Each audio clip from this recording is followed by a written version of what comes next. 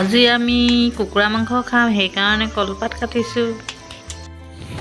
এতিয়া কুকুৰাটো চফা কৰি আছে।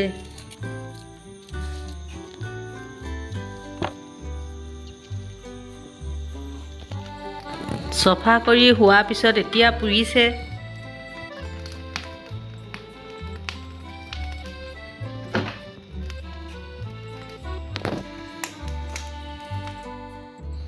পুৰি লোৱাৰ পাছত এতিয়া কটা হৈছে। শুকান ভাজি বনাম, সেইকাৰণে সৰু সৰুকৈ কটা হৈছে।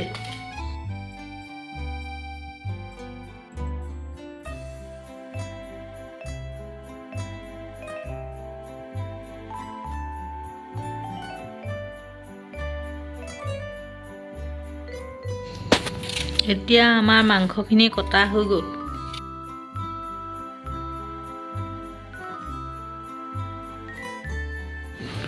পিঁয়াজ আৰু আলুখিনি কাটি ল'লোঁ।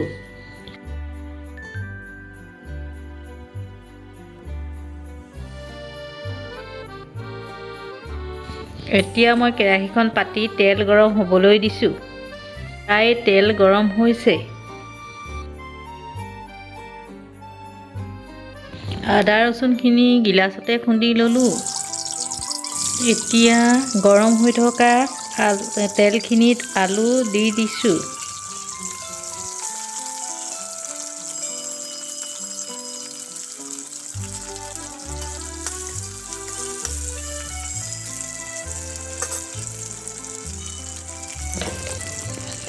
হালধি অকণমানো দি দিছোঁ।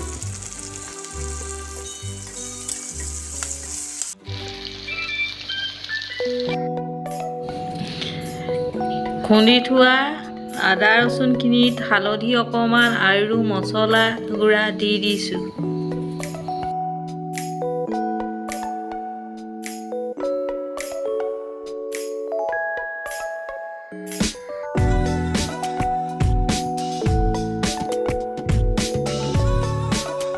ফ্ৰাই কৰা আলুখিনি প্ৰায়ে সিজি গৈছে।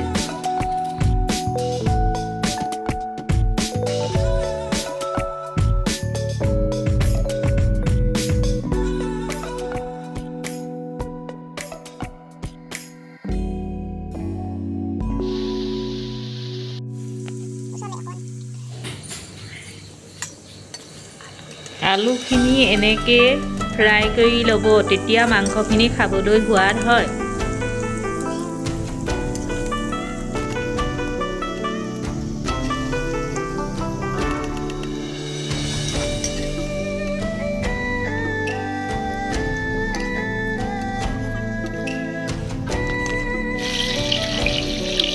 ফ্ৰাই কৰি লোৱা আলুখিনি নমাই তেলখিনিত পিঁয়াজ, হালধি, মছলা দিয়া হৈছে। লগতে তেজপাত কেইখিলামানো দিয়া হৈছে।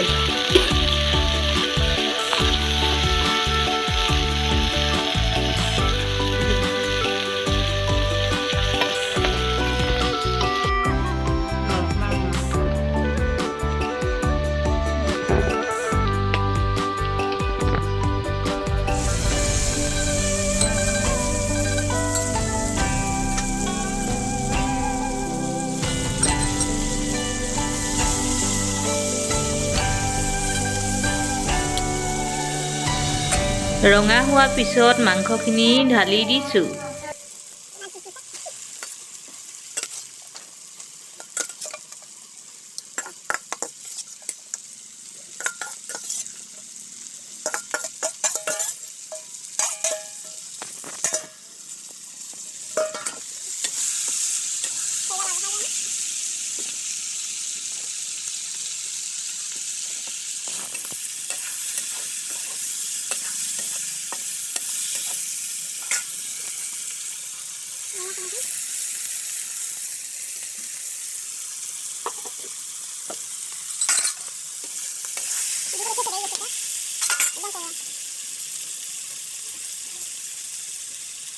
এয়া হৈছে বইল দালি, আৰু মই কেনেকৈ তেল মাৰোঁ অন্য এটা ভিডিঅ'ত দেখুওৱা। মাংসখিনি প্ৰায়ে সিজিছে। এতিয়া আলুখিনি দি দিছোঁ।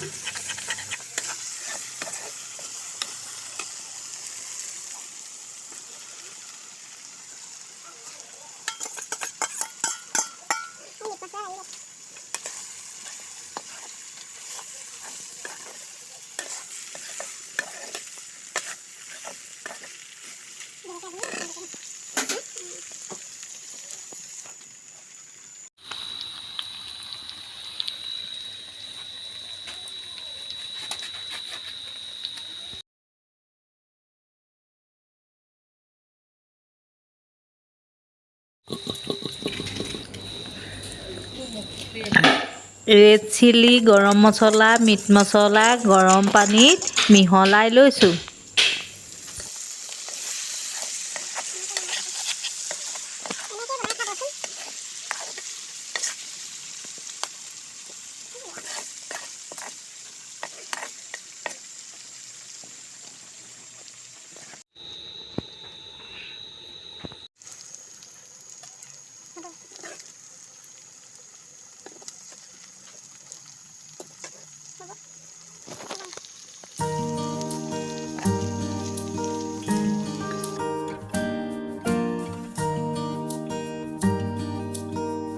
আমাৰ মাংস হৈ গ'ল, এতিয়া আমি ভাত খাবলৈ ল'লোঁ। মইনো কেনেকৈ মাংস বনাওঁ সেয়াকে আপোনালোকক দেখুৱালোঁ। যদি ভিডিঅ'টো চাই ভাল পালে লাইক, কমেণ্ট, ছাবস্ক্ৰাইব কৰি দিব। ধন্যবাদ।